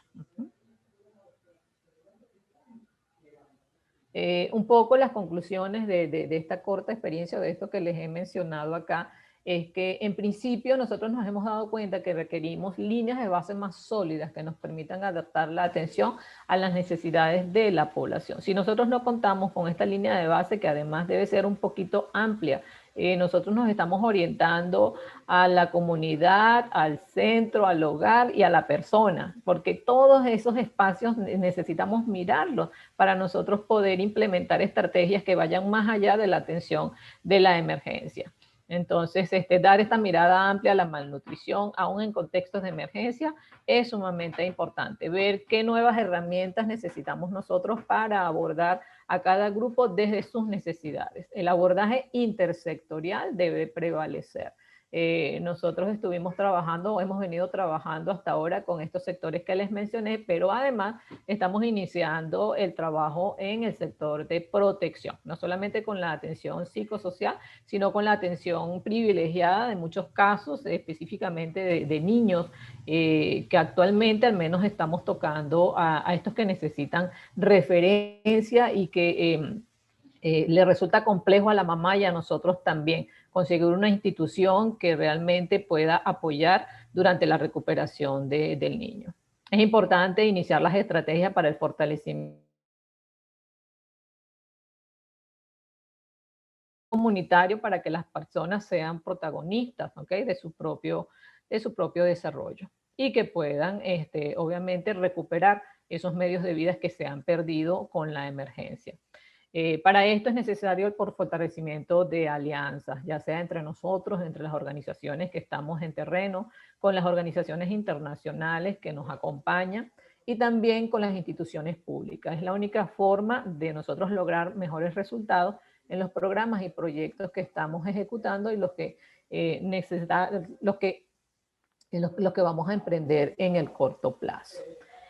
Bueno, nuevamente agradecida por el espacio, pues estoy atenta a sus inquietudes y obviamente desde la organización, desde el Grupo Social CESAF también dejar las puertas abiertas para hacer estas alianzas, ¿okay? Para acompañarnos, para ir juntos en este camino y ojalá podamos aportar también a la recuperación de nuestro país desde el ámbito local.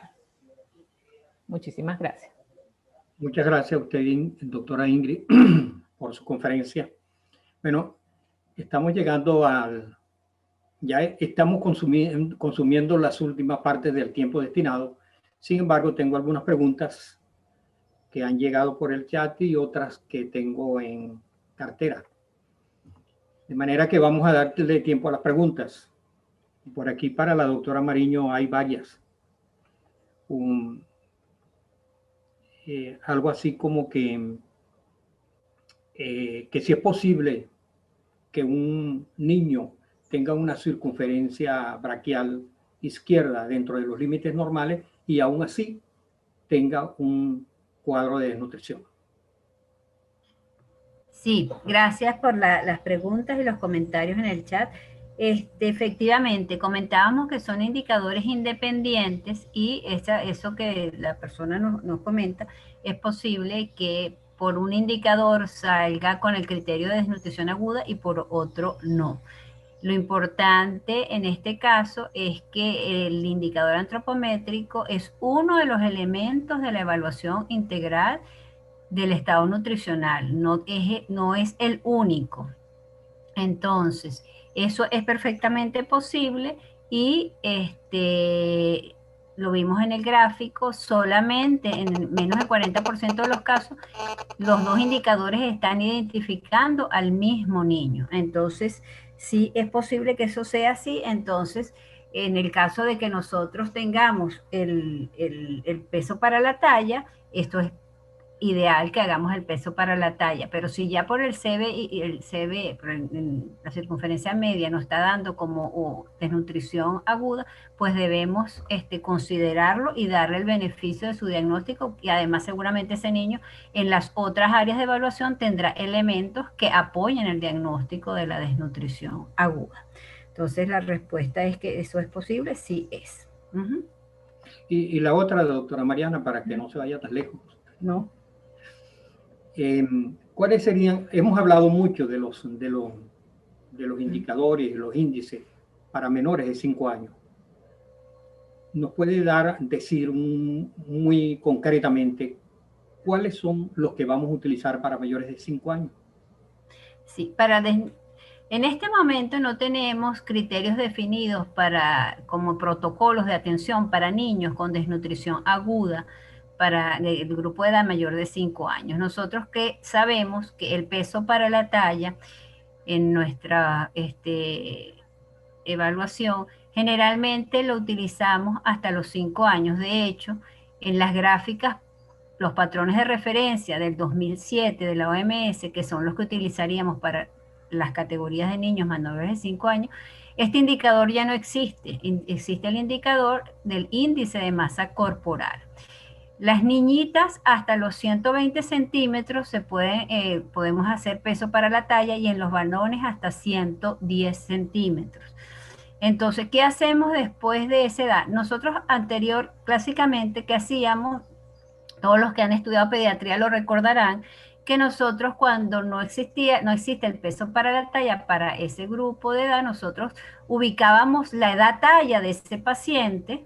Por eso la importancia de tener la talla, ubicamos la edad talla y con esa edad talla íbamos a las gráficas de peso para la edad y construíamos nuestros pesos para la talla. En este momento, que esto eso es una opción que uno puede tener. Lo otro es utilizar el índice de masa corporal.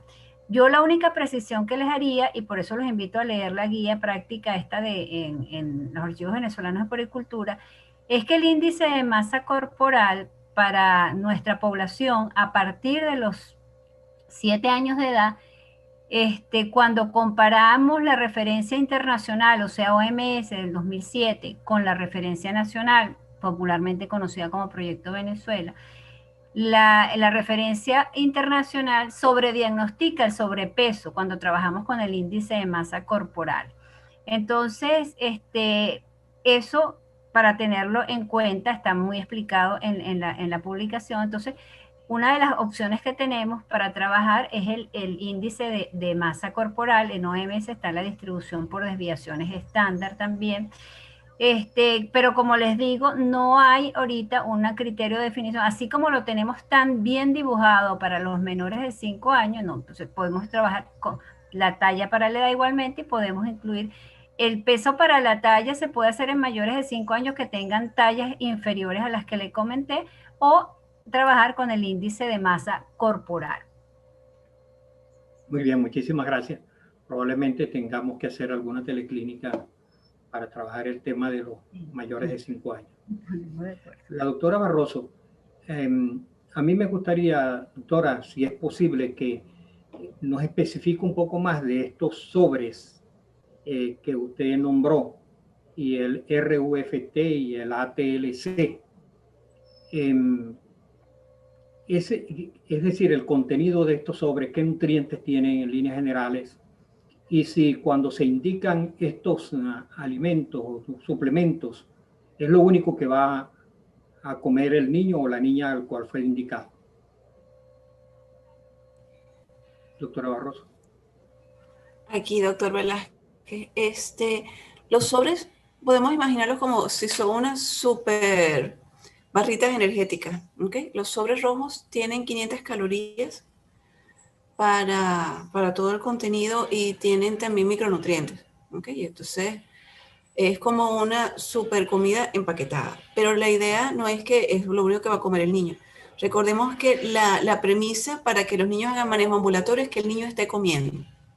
Entonces, bajo eso, el niño recibe sus 2 sachets si está con la desnutrición aguda ya grave, o 1 si es la moderada, más la comida de la casa. Por eso la intervención complementaria es saber qué está comiendo la familia, cómo se están alimentando para apoyarlos en esa parte. Entonces, eso es básicamente lo que pasa es que la especificación es muy larga, pero es como, tienen micronutrientes, tienen su procesaje de grasa también, de carbohidratos, y por eso son ya 2 sobres nos dan 1000 calorías al día, lo cual ya Ingrid nos había dicho que estamos en 2200 calorías, aproximadamente el 50% de las calorías que requiere el niño. Y la idea es que esto sea mientras el niño se recupera y luego sigue con su comida. ¿Y cuál sería en todo caso el recurso de alimentación para los que son menores de 6 meses? Todos los insumos nutricionales están diseñados para niños de 6 meses a 59 meses. Quizás ahí está también, como decía Mariana, que digamos este es nuestro target particular. Para niños menores de 6 meses, lactancia materna. Y por eso también tomando lo que decía Ingrid, la importancia de la madre. El niño no está solo. Incluso si la mamá no está, la mamá migró, la mamá está enferma, incluso si la mamá tiene COVID-19, si su estado de salud lo permite, ella puede dar lactancia materna. Esta es una de las premisas que también se ha salido dentro del contexto de emergencia, porque ya se sabe que la lactancia materna es una manera de hacer inmunización pasiva. Entonces ella pasa sus anticuerpos al bebé y lo protege de manera indirecta.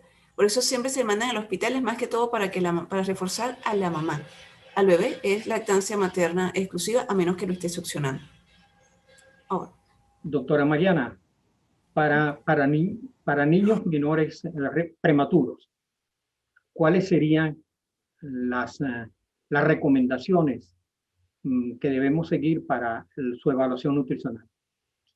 Cuando tenemos niños prematuros, lo que tenemos que estar pendientes es de trabajar con la edad biológica. En este caso, como vimos, la edad no se toma en cuenta para los indicadores antropométricos del diagnóstico nutricional, porque trabajamos con el peso para la talla, no estamos considerando la edad, trabajamos con un valor puntual de la circunferencia media del brazo, no necesitamos la edad.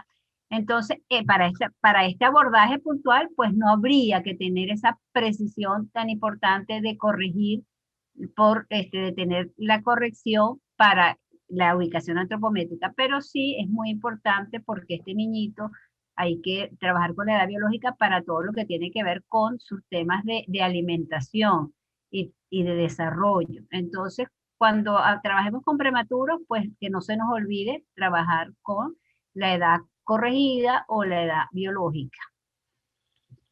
Y usted dijo también para la evaluación nutricional en la casa o para evaluar el estado nutricional en ambulatorios que utilizaban una serie de equipos y nombró bastante la cinta métrica. ¿Alguna recomendación para la limpieza, la higiene de estas herramientas, tomando en cuenta pues la situación de pandemia? Si estamos en la casa y esta mamá se le entregó la cinta MUAC, la cinta de antropometría que nos estaba mostrando Judith, y ella lo va a utilizar con el mismo niño, ella y el mismo paciente, el mismo niñito, pues no es necesario estar pendiente de este tema de la higiene. En cambio, cuando se hace en comunidad o se trabaja en un centro, cada vez que se utiliza algún equipo antropométrico, bien sea la cinta, la balanza o el tallímetro, debe ser limpiado antes y después de su uso, y se recomienda que se haga con una toallita desechable, de manera que una vez que se pase el producto, que puede ser o bien a un agua con un jabón o un desinfectante de estos de uso común, o alcohol, de usar la toallita, desecharla y dejar que se sequen las superficies. Importante hacerlo siempre al finalizar la atención de cada paciente. Y en la casa, pues digamos, la mamá no tendría que tener ese cuidado, digamos, porque está utilizando. Ahora, si utiliza la cinta porque es una mamá que va a medir a los vecinitos y a otros, pues en ese caso, pues por supuesto, debe hacer la limpieza de la cinta. A raíz de la pregunta anterior, doctora Mariana, de la circunferencia braquial izquierdo, si estando normal podría eventualmente tener el niño desnutrición, y usted le respondió, pero surgió otra pregunta. En el caso de edema, un síndrome edematoso por desnutrición, ¿qué valor tendría en estos pacientes la circunferencia del brazo izquierdo? Sí, aquí tenemos que ver dos cosas. Si estamos hablando del diagnóstico, son indicadores independientes, y el hecho de diagnosticar y evaluar edema de tipo nutricional, de una vez ese paciente es etiquetado, es categorizado como un niño con desnutrición aguda grave. Ahora, ¿cuál sería la importancia de tener un parámetro antropométrico? Porque en el seguimiento, como había mencionado Ingrid, nosotros para medir recuperación y la evolución, pues nos interesa tener un parámetro objetivo. Entonces, si es la circunferencia, con ese mismo parámetro lo seguiremos y iremos viendo la evolución.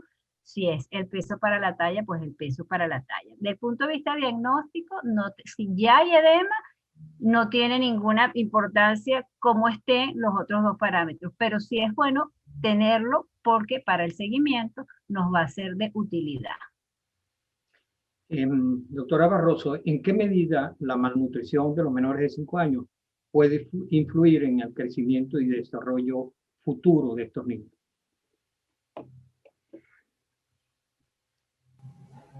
La cuestión está en los primeros 1000 días de vida, que es un periodo de crecimiento y desarrollo muy crítico para el ser humano. Por eso es el énfasis en que incluso la mamá, estando embarazada, ella ya esté con su peso y con su índice de masa corporal adecuado para que esos nutrientes lleguen al bebé que está en útero, que es cuando comienzan los 1000 días, y posteriormente dé una lactancia materna de calidad. La importancia es eso. O sea, ya sabemos que a medida que un niño tiene desnutrición aguda y puede tener otra, o sea, esto es como por ejemplo la malaria, que pueden tener muchas veces en el tiempo, y si hacemos una extrapolación, por ejemplo, con los pacientes que son epilépticos, por cada convulsión esas neuronas van siendo lesionadas. Por cada vez que nuestros niños tienen un peso inadecuado para su talla, que se prolonga en el tiempo o que vuelve a recurrir, entonces ya tenemos ya consecuencias de secuelas a futuro, especialmente en el área cognitiva. Son niños que no van a rendir adecuadamente en el colegio, no van a tener buena capacidad de concentración, y también a nivel físico, porque son niños que tienen a enfermarse más y a complicarse más con las enfermedades. Over. Muchísimas gracias, Ingrid. Para la doctora, perdón, Judy, para la doctora Ingrid, en estos 47 años, doctora Ingrid, ¿cuáles son los retos que se le presentan al CESAP hacia el futuro?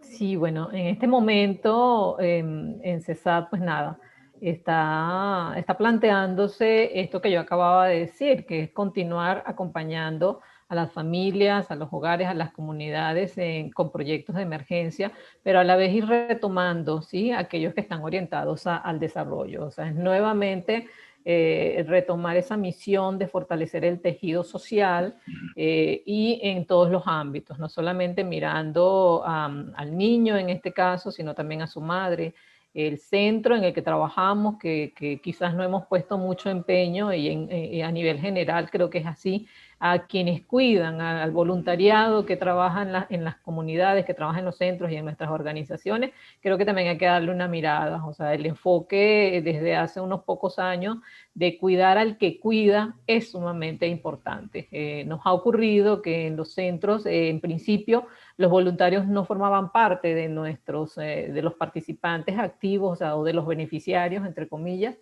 y que luego tuvimos eso, que darle una mirada, incorporarlos también al proyecto como beneficiario, pero que hoy día necesitamos, obviamente, sistematizar esta experiencia. Y a nivel de organización, pues para continuar el fortalecimiento de toda la misión, de todos los proyectos que ejecuta CESAP, también valernos de la parte académica. De hecho, recientemente el Grupo Social CESAP cuenta con una universidad que en este momento está a nivel de organización, ¿ok? Bueno, hay muchas expectativas con esto, tanto para formar personal documentado, ¿ok? Como también para fortalecer a nivel comunitario, es decir, crear estos programas de enseñanza-aprendizaje que necesitamos a nivel local para, digamos que, bueno, para su autosuficiencia, para que disminuir esa dependencia de organizaciones de la sociedad civil, porque también estamos viviendo una etapa crítica, ¿okay? No es como antes, que contábamos con un voluntariado, pues nada, protegido, no es como antes en donde las organizaciones tenían libertad de expresión y de acción. Entonces hay muchos retos por cubrir, hay muchas limitaciones, ¿sí? Pero también creo que las organizaciones estamos fortalecidas, nos hemos fortalecido, hemos tenido un proceso de aprendizaje que nos permite dar una nueva mirada a este panorama que yo acabo de presentar y que acaban de comentar la doctora Mariana y la doctora Judith. Entonces creo que el acompañarnos, el conformar redes, también forma parte de esto, ¿sí? Ya no es caminar solos como organización, sino junto a otros, y para esto también se ha creado, no solamente sí, a nivel nacional, sino a nivel de Estado, algunas redes de organizaciones más pequeñas para fortalecer sus competencias, para facilitar su trabajo. Y en esto hemos hecho mucho énfasis en el compromiso que tienen las agencias internacionales con nuestras organizaciones, que siguiendo ese mismo enfoque de cuidar al que cuida, yo desde hace 2 años siempre vengo diciendo que necesitamos cuidar a nuestras organizaciones, necesitamos cuidar a nuestro personal, ese personal que está en campo, ese personal operativo, ¿okay? Y creo que en esto las organizaciones, las agencias internacionales, pues tienen un papel preponderante, ¿sí? No solamente pensar en la organización como un medio para llegar a la comunidad, sino también fortalecer ese medio, porque somos quienes hacemos el puente con la comunidad y somos lo que ejecutamos ese trabajo que día a día es el que nos va permitiendo tener mayor acercamiento y a la vez generar los resultados que hasta ahora tenemos y sobre los cuales pues también necesitamos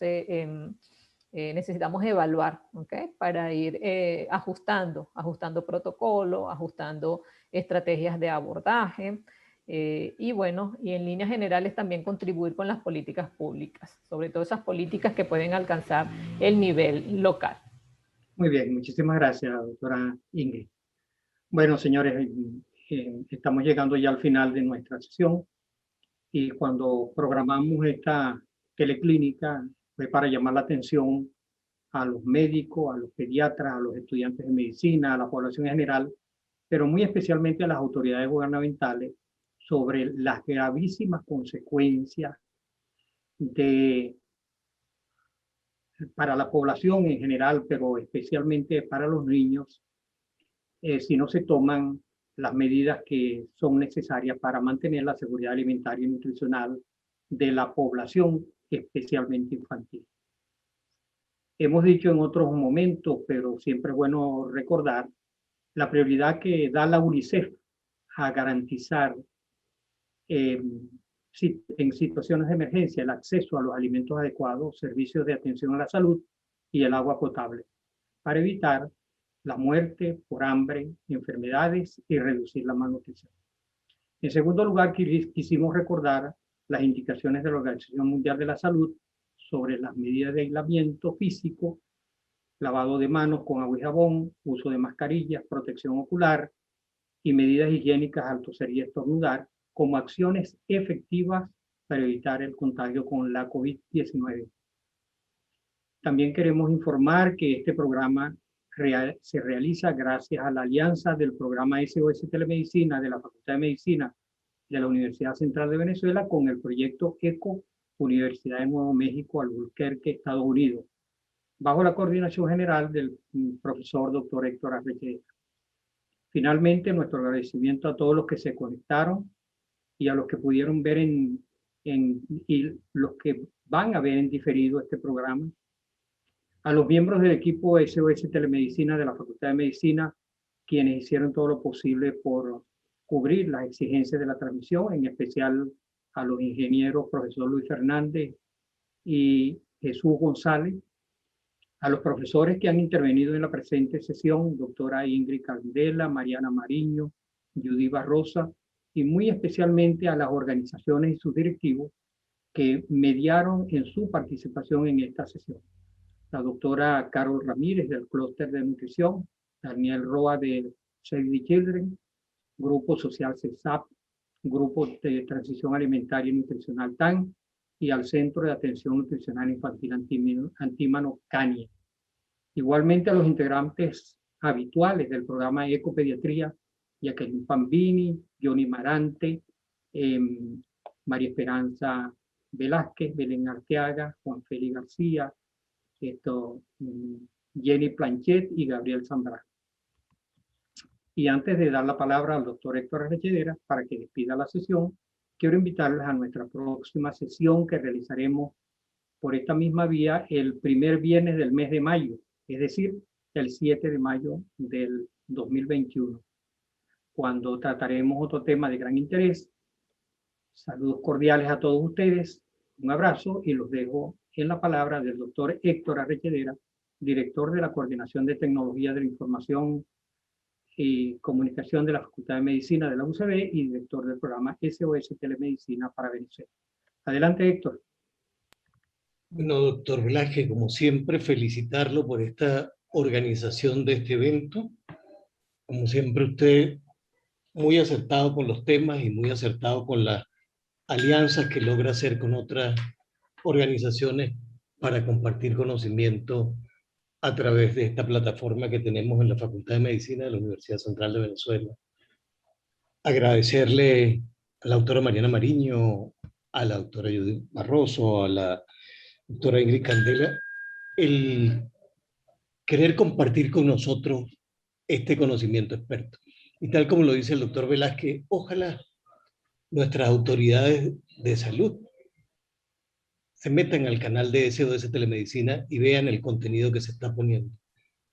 Porque hay muchas cosas que se están diciendo desde la academia, que se están diciendo desde las organizaciones que vienen trabajando activamente, y ojalá tomen luces con las políticas públicas para hacer en Venezuela y logremos, como decían uno de las ponentes, tener ese país con que soñamos, ¿no?